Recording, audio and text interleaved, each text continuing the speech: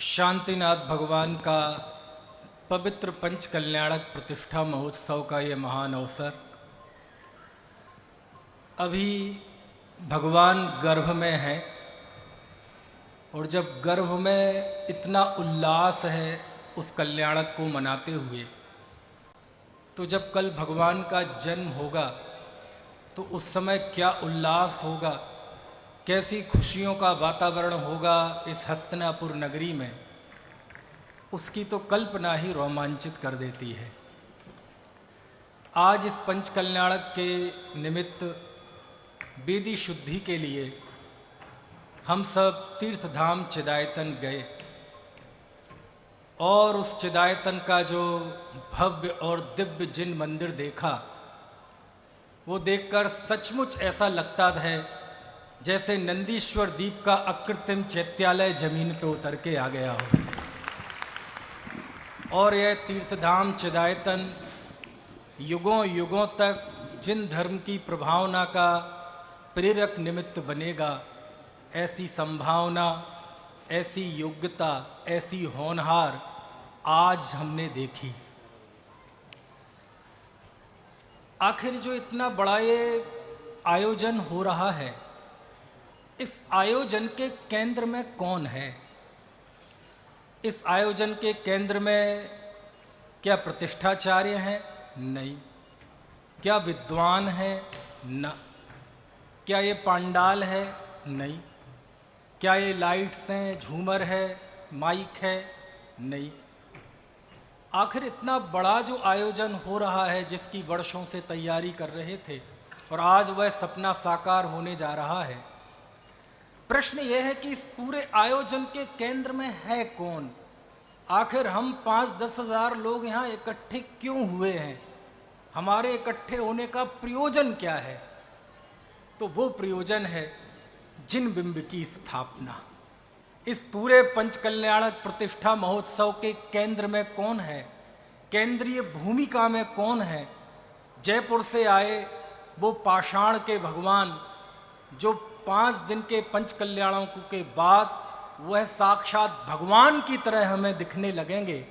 ये जो पत्थर से पाषाण बनने की जो दृष्टि परिवर्तन का है ना, जो कार्य है, वो इस पंच कल्याणक में होगा। यानी इस पंच कल्याणक के केंद्र में यदि कोई है तो जिन बिंब, जिनेंद्र भगवान, जिनकी प्रतिष्ठा पर्दों के पीछे चलती रहती है, यहाँ नाच गान होता रहता है। आम तौर पर हम आम लोगों को उस अंदर चलने वाली प्रक्रिया से कोई सरोकार जैसा नहीं लगता, लेकिन असल में वो ही एक कार्य है जिसके लिए हम एकत्रित हुए हैं। तो आज क्यों ना इस पंच कल्याणक के महान अवसर पर थोड़ी सी चर्चा उस जिन बिंब की कर ली जाए, क्योंकि प्रतिष्ठा के केंद्र में कौन है? जिन बिंब है। हमारे यहाँ स्वाध्याय की बहुत महान परंपरा है, होनी ही चाहिए, लेकिन जिनवाणी का कोई भी अंग, धर्म का कोई भी अंग छोटा बड़ा नहीं है। जिनवाणी के प्रति जो उत्साह, उसके पठन पाठन श्रवण के प्रति जो उत्साह हमारे अंदर है, पंच कल्याणक प्रतिष्ठा महोत्सव के अवसर पर यह हमें एक अवलोकन करने का बिंदु है कि क्या ऐसा आकर्षण, क्या ऐसा उत्साह हमें जिनबिंब के प्रति होता है। जैसे प्रवचन के लिए, तत्व चर्चाओं के लिए हम उत्साहित रहते हैं, क्या कभी जिनेंद्र भगवान के दर्शन, उनका पूजन, उनका प्रक्षाल, इसके प्रति क्या ऐसा उत्साह देखा जाता है? और मेरा जो पूरे भारतवर्ष का ऑब्जर्वेशन है, वो ऑब्जर्वेशन ये है कि वैसा उत्साह नहीं देखा जाता।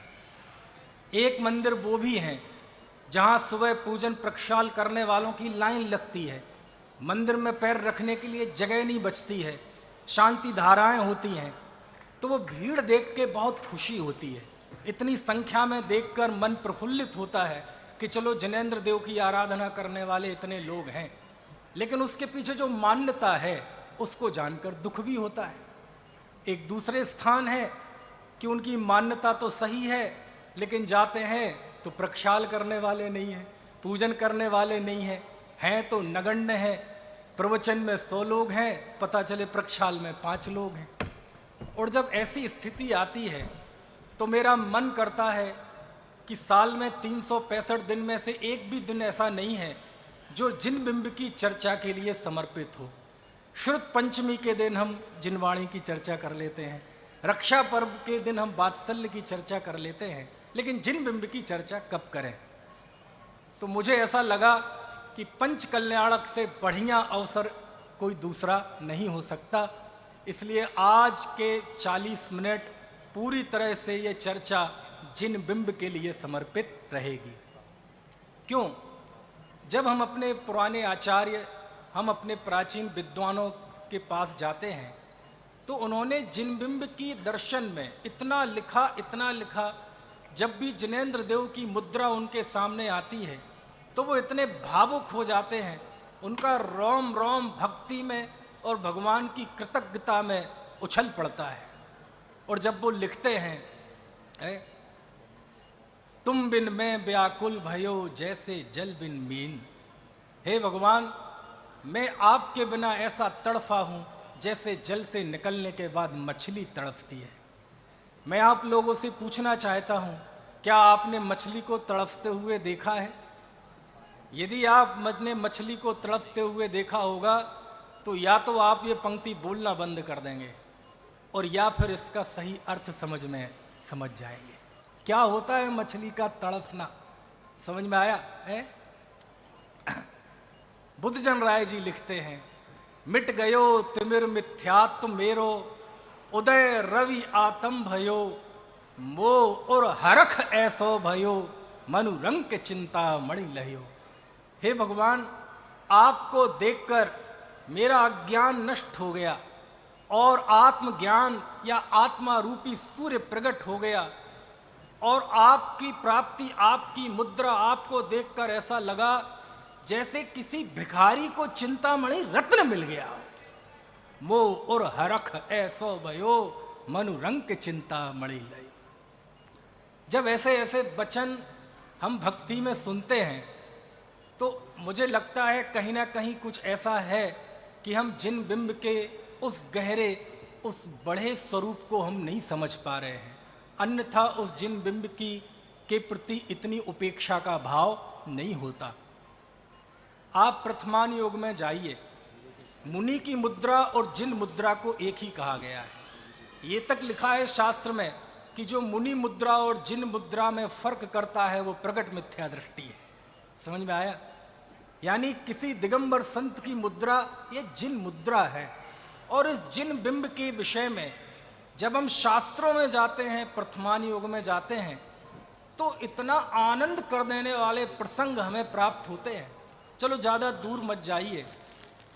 जब भगवान महावीर का जीव 10 भव पहले शेर की पर्याय में था, हिरण के पीछे भाग रहा था, भाग ही नहीं रहा था, उसे दबोच लिया था, मार दिया था, उसका मांस खा रहा था, उसके हाथ लहू से सने हुए थे, मुंह भी लहू से लाल लाल था।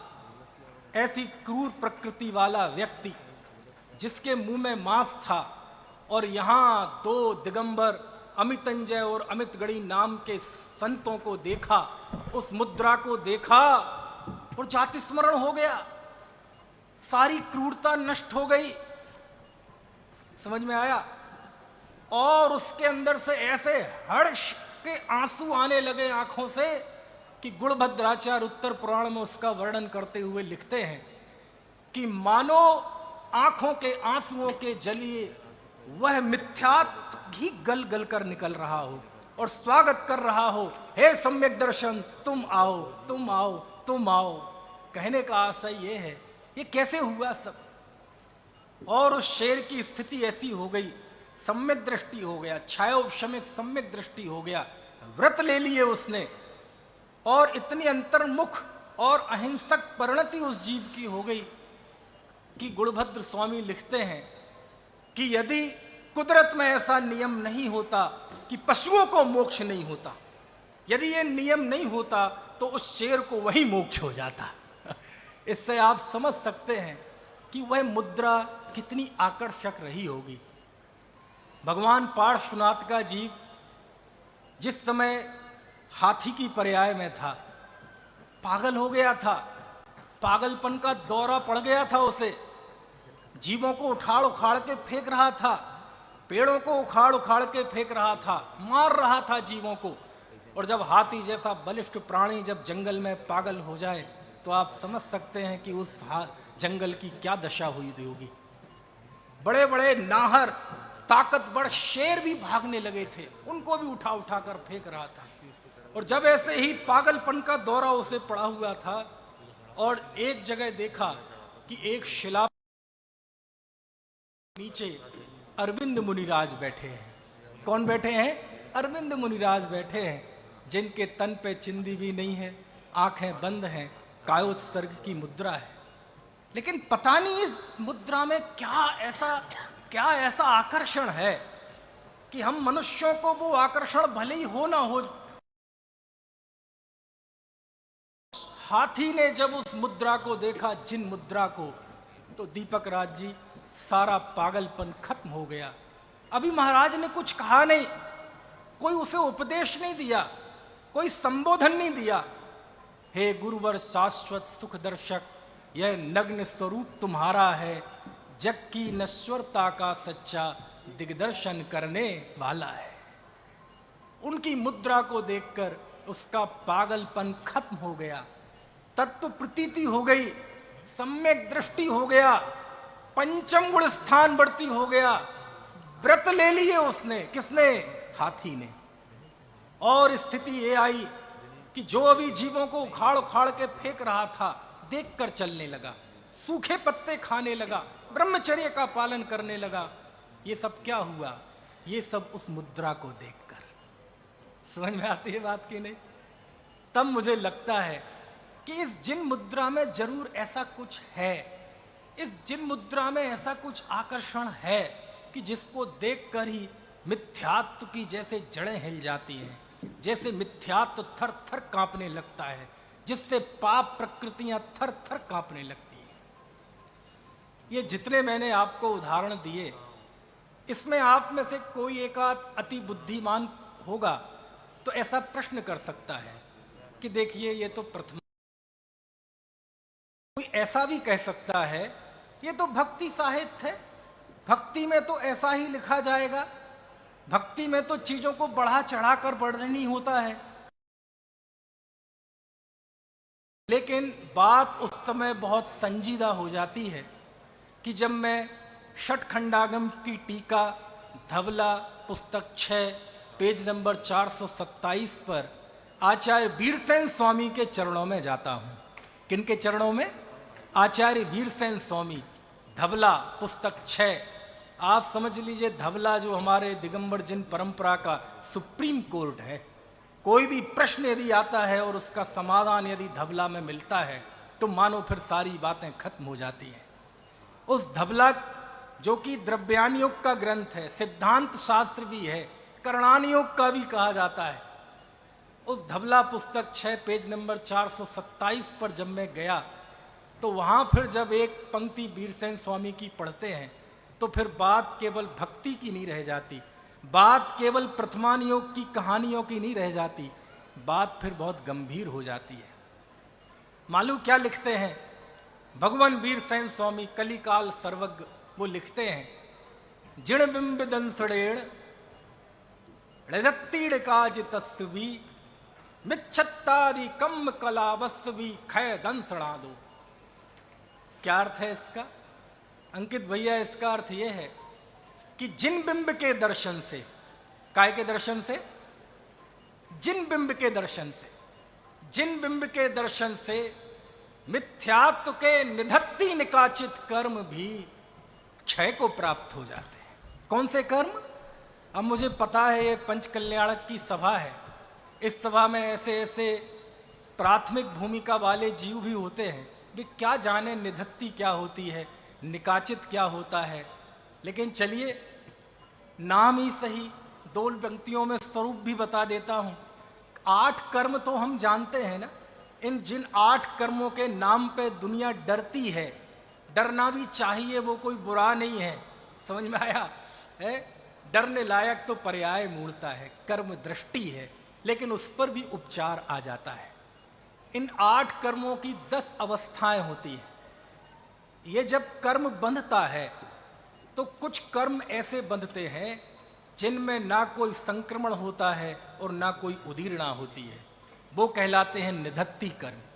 और कुछ कर्म ऐसे होते हैं जिनमें ना संक्रमण होता है, ना उदीरणा होती है, ना उत्कर्षण होता है, ना अपकर्षण होता है, वो कर्म भोगे बिना कभी नष्ट नहीं होते। शास्त्रों में जाएंगे तो निधत्ति निकाचित के नाम पे व्यक्ति कांप जाता है, इतनी खतरनाक कर्म की स्थितियां हैं ये। लेकिन उस समय मैं भावुक हो जाता हूं जब वीरसेन स्वामी ये लिखते हैं कि जिन बिंब के दर्शन से मिथ्यात्व आदि, अकेला मिथ्यात्व नहीं, मिथ्यात्व आदि और भी बड़ी बड़ी भयंकर भयंकर कर्म प्रकृतियां हैं, उनके निधत्ति निकाचित कर्म भी नष्ट हो जाते हैं। कैसे नष्ट हो जाते हैं? जिन बिंब के दर्शन। अब बात गंभीर हो जाती है, क्योंकि आप भक्ति की नहीं रही अब बात किस्से कहानियों की नहीं रही अब बात सिद्धांत की हो गई। और फिर मुझे लगता है कि कहीं ना कहीं जिन बिंब पर स्वतंत्र बात होनी चाहिए। आखिर इस जिन बिंब में ऐसा क्या है? आखिर इस जिन बिंब के दर्शन में ऐसा क्या है कि जिसको देखकर वीरसेन स्वामी लिखते हैं कि मिथ्यात्व आदि निधत्ति निकाचित कर्म भी नष्ट हो जाते हैं। अच्छा, एक प्रश्न इस बीच आपसे पूछ लूं। अभी पिछले 15-20 मिनट में जो बात हुई आपको समझ में आ रही है कि नहीं आ रही? हाँ जी या ना जी? आपको स्टेशन तो समझ में आ रहा है ना? कौन से स्टेशन से मैं बात कर रहा हूं? वो पुराने जमाने के रेडियो की तरह तो नहीं है कि विविध भारती लगे हुए सीलोन लग जाए। आपको पता होना चाहिए। श्रोता वक्ता की तो ये जिम्मेदारी है ही, श्रोता की भी ये जिम्मेदारी है कि वक्ता के द्वारा बोले गए पहले मिनट के वाक्यों में, बीच के वाक्यों में और आखिरी के वाक्यों में कनेक्शन मिला ले। यदि आप नहीं मिला पाते हैं तो या तो ये मेरा प्रमाद है या फिर आपका प्रमाद है। इसलिए मैं बीच बीच में बोलता रहूंगा, ऐसा आपको थोड़ा जगाता रहूंगा कि अभी तक पिछले 15-20 मिनट में जो बात हुई वो आपको समझ में आई कि नहीं, किस स्टेशन से मैं बात कर रहा हूं।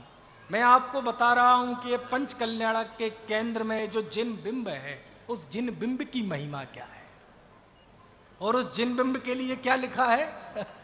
अरे आप जाओ जरा आचार्य मानतुंग देव के चरणों में जाइए, भक्तांबर में जाइए।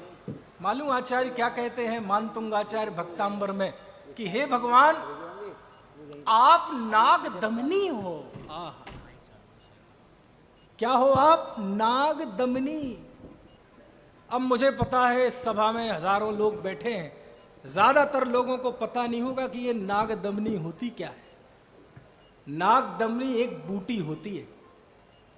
आपने दुनिया में सांप और नेवले की लड़ाई देखी होगी, देखी है?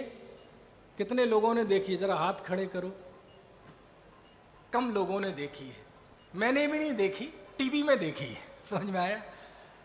आपको जानकर आश्चर्य होगा कि सांप और नेवली की लड़ाई हमेशा कौन जीतता है? नेवला जीतता है। अच्छा, दोनों में कौन सा ज्यादा ताकतवर है? सांप ज्यादा ताकतवर है कि नेवला ज्यादा ताकतवर है? सांप ताकतवर है, लेकिन हमेशा नेवला जीतता है। क्यों जीतता है? तो ऐसी लोक में मान्यता है कि एक नाग दमनी नाम की बूटी होती है, वह सांप से वहीं पर लड़ता है जहां पर वह नाग दमनी बूटी रखी हुई हो। समझ में? अन्यथा वो नहीं लड़ेगा। उसे पता है, अपनी सीमाएं पता है, उसे अपनी शक्ति पता है और सांप की ताकत भी पता है। समझ में आया? और जब वह लड़ता है तो सांप उसे डसता है, तो वो धीरे धीरे उस पर जहर चढ़ता है। किस पर? नेवले पर।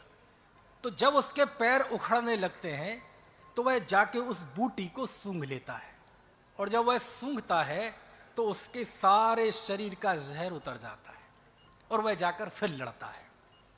फिर से पैर उखड़ने लगते हैं, फिर जाकर सूंघता है, फिर लड़ता है। समझ में आया? सांप जो उसे जहर देता है उसका इलाज तो नेवले के पास है, लेकिन नेवला जो उसे जख्म देता है सांप को, उन जख्मों का इलाज सांप के पास नहीं है। यही कारण है, थोड़ी तुलना करो दोनों में। क्रोधी कौन है? सांप की नेवला। सांप ज्यादा क्रोधी है, गुस्सैल।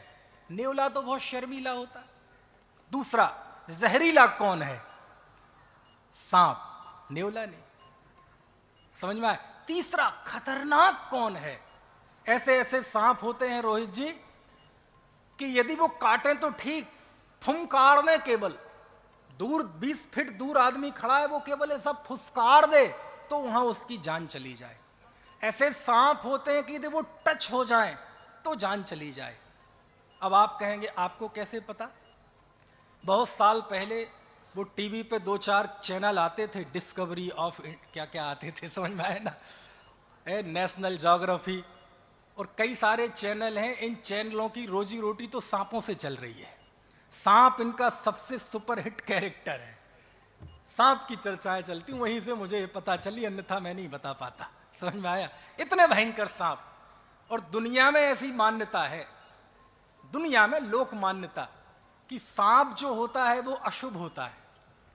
यदि सांप आपके घर के आसपास दिख जाए, काला सांप, तो लोगों की ऐसी मान्यता है कि ये अशुभ होता है। और नेवला यदि दिख जाए तो ये शुभ माना जाता है। ऐसे भी लोग मान्यता है स्वप्न विज्ञान में, 16 स्वप्न आपने भी देखे है ना। एक और स्वप्न में बताता हूं सांप का, कि यदि सांप आपको स्वप्न में दिख जाए, काला सांप, तो इस बात का साइन होता है कि आपका शत्रु आपके खिलाफ साजिश कर रहा है। समझ में आए ना? आप समझ रहे हैं ना दोनों का स्वरूप कितना, एक तो और कितना भयंकर सांप और दूसरी तरफ नेवला। लेकिन जीतता कौन है? नेवला। क्यों? सांप के जहर का जवाब उस नेवले के पास है, लेकिन नेवले के द्वारा दिए हुए जख्मों का इलाज सांप के पास नहीं है। क्यों? उसके पास नाग दमनी बूटी है। मानतुंग भगवान ये कहते हैं, हे भगवान, आप नाग दमनी बूटी हो मेरे लिए। ये जो विषय कषाय का जहर है, दुर्वासना है, जब आपके दर्शन करते हैं तो वो सारा जहर, वो सारी दुर्वासना निकल जाती है और हम फिर से रिफ्रेश हो जाते हैं, फिर से जहर उतर जाता है। ये सब कब होता है? तभी होता है जब आपके दर्शन करते हैं, आपकी मुद्रा को देखते हैं। समझ में आया? तो आज थोड़े से बचे हुए समय में थोड़ी सी हम तुलना करें, जाने जरा उस जिन बिंब में ऐसा क्या है। समझ में आया? और आज हम जिन बिंब के दर्शन की तुलना इस जिनवाणी से करेंगे। किससे करेंगे? शास्त्र से करेंगे। ठीक है, करें थोड़ा। हमें तो गुरुदेव ने यही सिखाया है, विमर्श करना सिखाया है। जब प्रतिष्ठा हुई सोनगढ़ में, तो गुरुदेव तो श्वेतांबर मत छोड़ के आए थे, तो दिगंबर मुद्रा के प्रति, जिन बिंब के प्रति कैसा बहुमान था उनके जीवन में। जब प्रतिष्ठा हुई तो जयपुर से जो जिन बिंब आए अप्रतिष्ठित, अभी उनकी प्रतिष्ठा नहीं हुई। दिव्यांश जी, प्रतिष्ठा नहीं हुई, बस रखे हुए हैं, प्रतिष्ठा तो अभी होगी। लेकिन गुरुदेव श्री उन अप्रतिष्ठित भगवानों के सामने, जिन बिंबों के सामने दिन में घंटों बैठे रहते थे, ऐसे निहारते रहते थे, भावुक हो जाते थे और उस समय बच्चों की तरह मचल जाते थे वो। ओहो, आज जिन बिंब छे, आज जिन मुद्रा छे। और वहां काम करने वाले, पत्थर का काम करने वाले और जो कर्मचारी थे, उनको बुला बुला के मचल, जैसे मचल जाते ना बच्चे, ओ भाई इधर आओ, इधर आओ, तुमने देखे भगवान कैसे होते हैं, किसे कहते हैं भगवान, जिनेंद्र मुद्रा कैसी हो, इधर देखो, इधर ये देखो, ये जिन मुद्रा है। आ जिन बिंब छे, तमें खबर नहीं जिन बिंब केवा थाय छे, आ जिन दीप छाय छे। ये आनंद इस मुद्रा के प्रति। तो आज करें थोड़ी तुलना। एक तरफ जिन बिंब है और एक तरफ ये शास्त्र है। आज की चर्चा में यदि तुलना करके यदि जिन बिंब के प्रति कुछ थोड़ा सा हमारा भाव परिवर्तित हुआ तो मैं इस चर्चा को सार्थक समझूंगा। ठीक है, करें। कमर कस के बैठे हैं ना आप, थोड़ा करंट भी लग सकता है और लगे तो लगे, है ना, मेरा तो काम ही ये है। यदि वक्ता व्याख्यान करे और हमारी धारणाएं ना टूटें, हमारी तंद्रा ना टूटे, हमारी जमी जमाई धारणाओं को कुछ ठेस ना लगे, तो फिर जिनवाणी हमने क्या पढ़ी, क्या सुनी। चलो करते हैं तुलना, ठीक है? स्टेशन समझ में आ रहा है आपको? चलो। अच्छा बताओ, इस शास्त्रों को पढ़ना है तो चारों गतियों में शास्त्र कौन पढ़ता है? नारकी पढ़ते हैं? नहीं। देव पढ़ते हैं? जरूरत नहीं। अच्छा, जानवर पढ़ते हैं, पशु पढ़ते हैं, त्रेंच पढ़ते हैं? किसी किसी गाय, भैंस, कुत्ते, बिल्ली को आपने शास्त्र पढ़ते हुए देखा है? नहीं। केवल मनुष्य पढ़ते हैं। और मनुष्यों में भी कौन? भोग भूमि के नहीं, कर्म भूमि के। कर्म भूमि में भी कौन? इस पंचम काल में जो हीन काल आया, जहां तीर्थंकर का विरह हो गया, केवलियों का विरह हो गया, श्रुत केवलियों का विरह हो गया, अंग ज्ञानियों का विरह हो गया, जब श्रुत विच्छेद के भय से, है ना, धरसेन स्वामी ने जब षटखंडागम की रचना की, उसके बाद ये शास्त्र लिखे गए। और मनुष्यों में भी चंद मनुष्य इन शास्त्रों को पढ़ते हैं। लेकिन मैं आपसे पूछता हूं, जिन बिंब को पढ़ने वाले दुनिया में कितने लोग हैं? असंख्यातों त्रेंच सम्यक दृष्टि हुए, हो रहे हैं और होएंगे। किसका दर्शन करके? जिन बिंब का दर्शन करके। कुछ बात समझ में आ रही है कि नहीं? शास्त्र अनादि अनंत नहीं है, इसमें जो उपदेश है वो अनादि अनंत है। शास्त्र अनादि अनंत नहीं है, लेकिन वह अकृत्रिम जिन प्रतिमाओं के रूप में असंख्यात जिन बिंब रत्नमयी अकृत्रिम चैत्यालयों में अनादि अनंत रूप से जिन बिंब विराजमान है कि नहीं है? समझ में आती है बात की? कौन? आप समझ रहे हैं ना, ये जिन बिंब कितना व्यापक है, इसका फैलाव कितना है। ये जिन बिंब काल से बाधित नहीं होता, ये जिन बिंब गतियों से बाधित नहीं होता, ये सर्वव्यापक है। और शास्त्र काल थोड़ा है, स्थान थोड़ा है। चलो अगला, शास्त्र भी कौन पढ़ सकता है? शास्त्र पढ़ने के लिए आपको पढ़ा लिखा होना जरूरी है। आपको कॉलेज, यूनिवर्सिटी में, स्कूल में भाषा का ज्ञान चाहिए।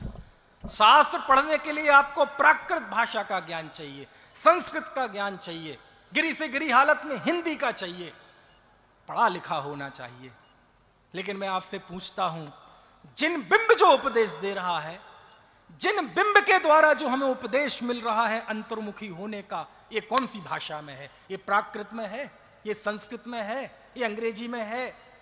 एक अंगूठा छाप व्यक्ति, एक अंगूठा छाप, जिसने कभी स्कूल, कॉलेज, मदरसे का दरवाजा ना देखा हो, वह व्यक्ति भी जाकर उस जिन बिंब को देखकर आत्मबोध प्राप्त कर सकता है, सम्यक दृष्टि हो सकता है।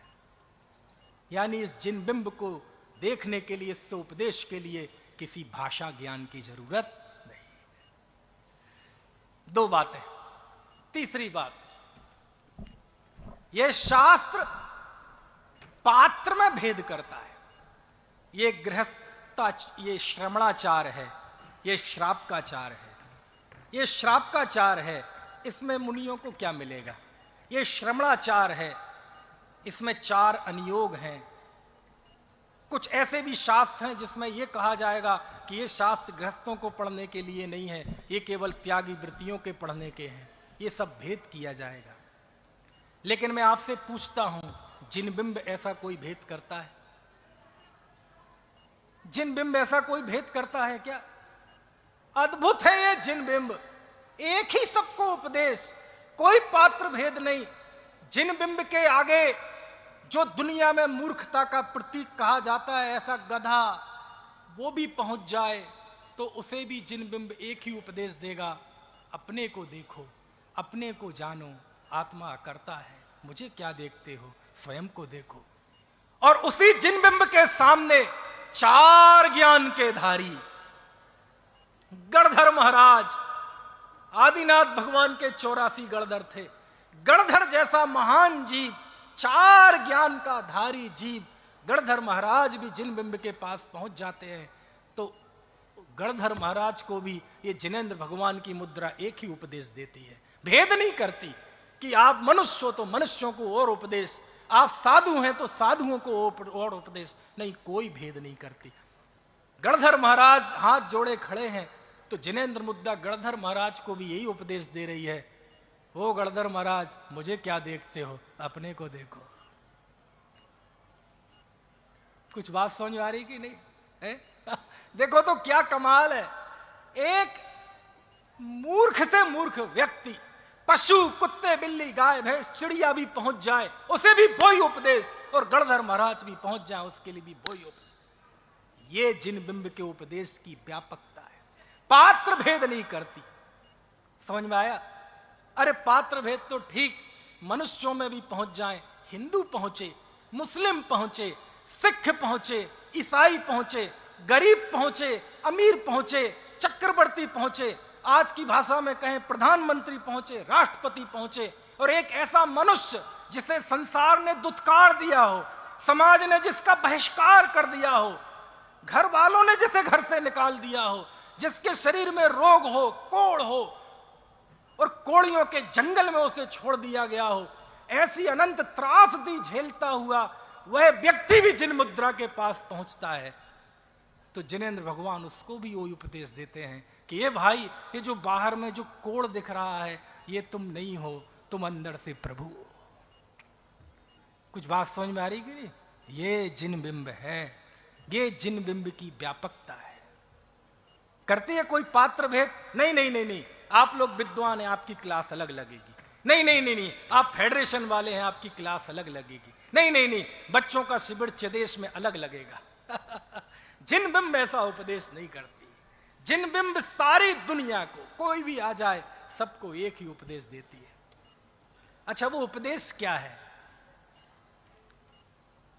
अनेकांत, आप पूरे विश्व के हमारी दिगंबर जिन मुद्राओं को देख लो, चिदायतन में जो विराजमान हो रही हैं वो, और भी हमारे हस्तिनापुर नगर में जो जिन बिंब हैं वो, हस्तिनापुर के बाहर सारे विश्व में जिन मंदिरों में चले जाइए, आप सारी जिन मुद्राओं को देखिए, आप उन जिन मुद्राओं में छुपा हुआ उपदेश देखो जरा। अच्छा, हमारे जिनेंद्र देव की कोई भी मुद्रा ऐसा आशीर्वाद देते हुए है? ऐसा आशीर्वाद देते हुए ऐसे है क्या? नहीं है। सबकी मुद्रा कैसी है? ऐसी। मतलब क्या है? इस मुद्रा में उपदेश छुपा हुआ है जिन धर्म का, कि दुनिया में किसी की बद्दुआओं से, अथवा किसी की शुभकामनाओं से, अथवा किसी के आशीर्वाद से कुछ होता नहीं है। हर जीव अपने व्यक्तित्व के निर्माण का कर्ता स्वयं है। हर जीव अपने सुख दुख का जिम्मेदार स्वयं है।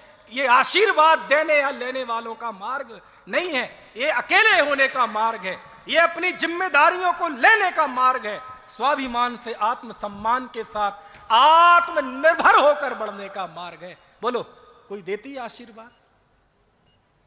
एकाध मुद्रा तो बता दो कि हां, मैंने वहां भगवान महावीर की मूर्ति आशीर्वाद देते हुए देखी।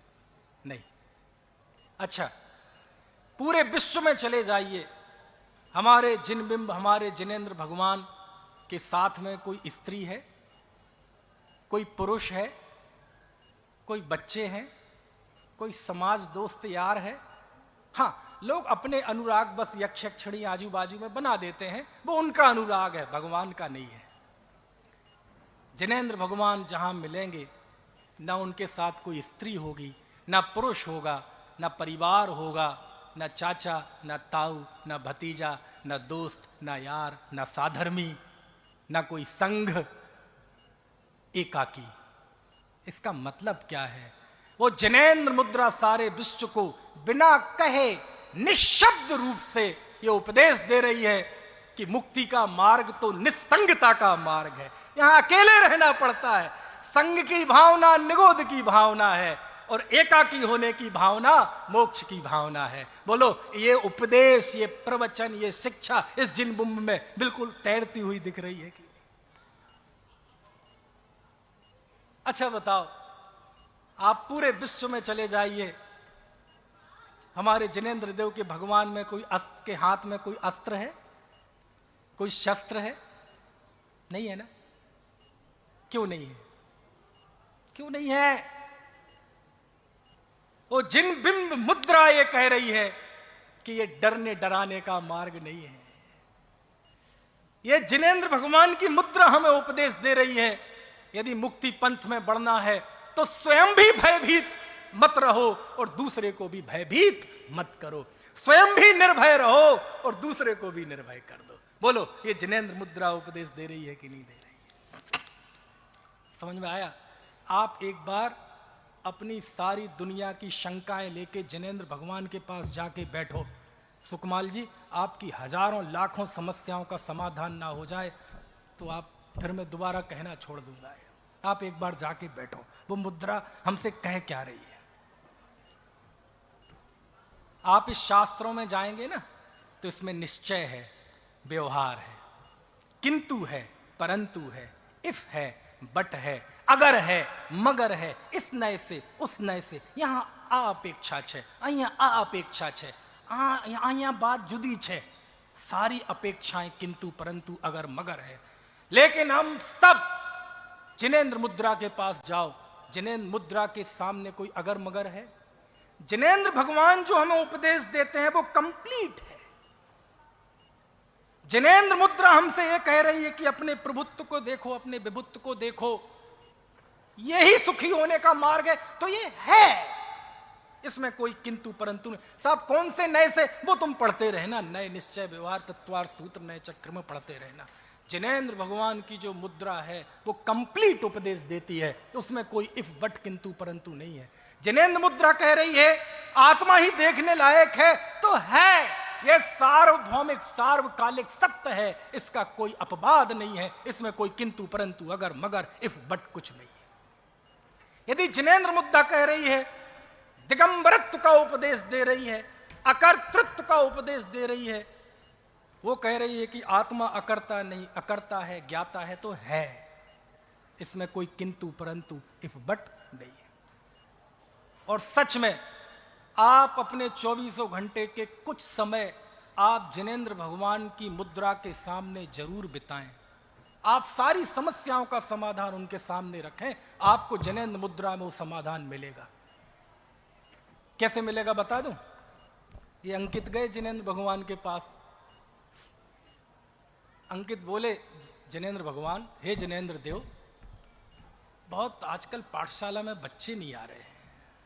समझ में आया? बहुत कोशिश करता हूं पाठशाला चले, बच्चे सीखें, जिनवाणी सीखें, बड़ा परेशान हूं, कभी कभी बड़ी चिंता होती है। ये समस्या लेके हम जिनेंद्र देव के पास गए। भगवान क्या कह रहे हैं? हिमालय पागल हो,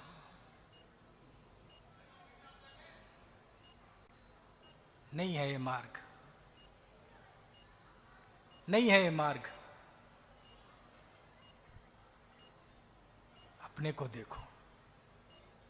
मिला ना समाधान? नहीं। मैं गया भगवान के सामने, भाई साहब शिखर चंद जी आप भी मेरे साथ थे, है दीपक राज जी भी थे। साहब समाज में शांति कैसे हो?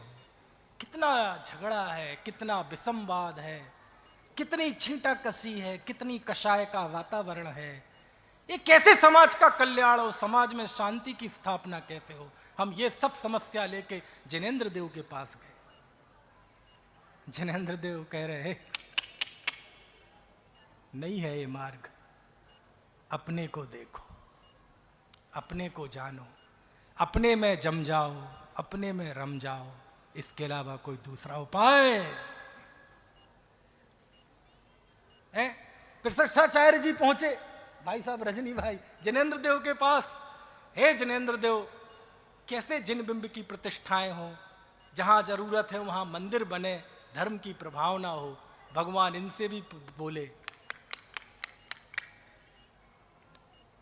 विस्मय होता रे तेरे उन विश्वासों पर, जिनकी अपनी धरती कोई गगन नहीं है। समझ में तो नहीं आया?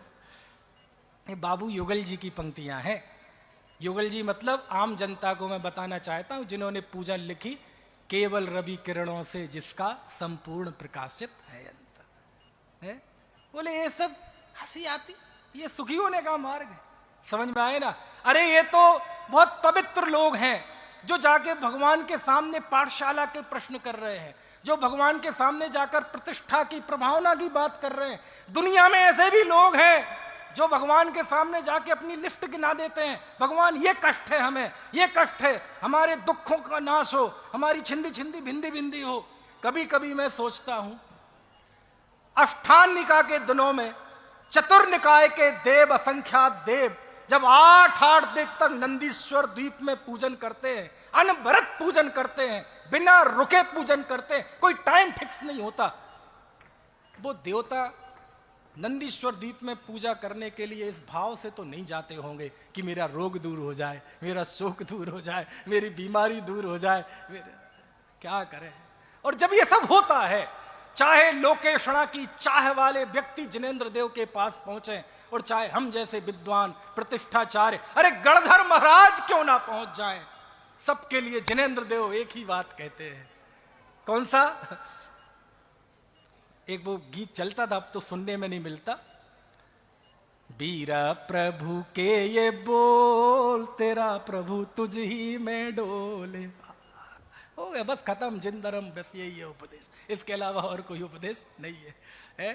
हे भगवान, आपकी आंखें हमें ये संदेश देती हैं कि आपने इन आंखों से सारी दुनिया को देखा और जब कहीं सुख नजर नहीं आया तो आंखें बंद कर ली और अपनी आत्मा को देखने लगे।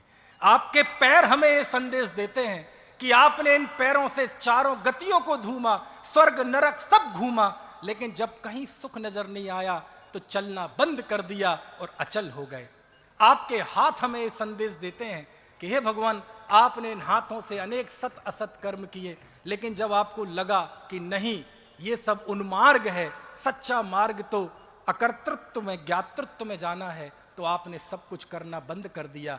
और आपकी पूरी अंतर्मुख मुद्रा हमें ये संदेश देती है कि दुनिया में यदि देखने लायक, चखने लायक, पाने लायक, लीन होने लायक, निहारने लायक, आकर्षण के लायक है तो अपना शुद्धात्मा है।